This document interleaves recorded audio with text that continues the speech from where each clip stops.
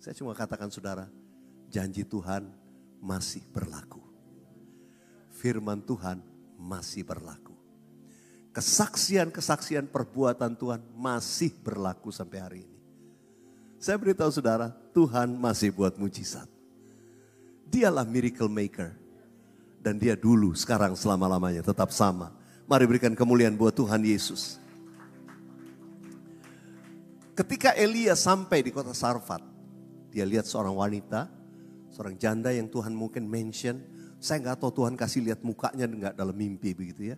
Tapi waktu lihat perempuan ini mengut kayu api, saya percaya secara manusia Elia pikir kok Tuhan pakai yang model gini ya. Kayaknya sih nggak kelas ya. Kadang-kadang saudara saya beritahu kalau Tuhan mau pakai memberkati hidup saudara, caranya Tuhan itu nggak masuk pikiran kita. Kadang-kadang kita berpikir kalau Tuhan mau nolong saya, Tuhan pakai cara ini. Oh kalau Tuhan mau berkati saya, Tuhan pasti pakai orang-orang ini. Jujur saya mau katakan kepada saudara, dalam pengalaman saya. Ketika Tuhan mau bekerja sesuatu, mungkin pemikiran saya berpikir, oh saya punya teman-teman yang hebat-hebat nih. Oh mereka nih pasti nih yang mau dipakai nih, bisa nih. Enggak loh saudara. Yang Tuhan pakai itu orang yang saya enggak pernah duga. Selalu kalau Tuhan mau pakai itu yang saya nggak pernah pikirkan. Saya nggak pernah duga kayak gimana gitu.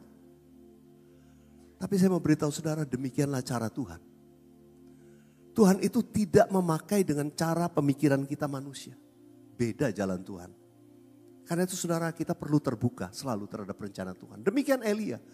Elia terbuka ketika dia melihat perempuan ini. Oh ini ya udah, sekarang saya mulai coba bangun komunikasi. Dia tegur, cobalah ambil bagiku sedikit air dalam kendi. Ya, sedikit air. Kan mungkin udah aus, air udah makin habis. Perempuan dipikir air masih ada, boleh deh sedikit deh. Sharing deh. Dia bagi. Tapi begitu dia minta roti, perempuan ini langsung ya di situ dia sampaikan keadaannya yang udah desperate. Keadaan yang sudah sedemikian memprihatinkan. Saya nggak punya roti. Ini saya lagi ngumpulin kayu api. Saya cuma punya roti segenggam. Dan juga sedikit minyak dalam buli-buli. Saya pulang mau masak bikin roti. Saya sama anak saya akan makan the last meal today. Makanan terakhir. Sesudah itu kami akan mati.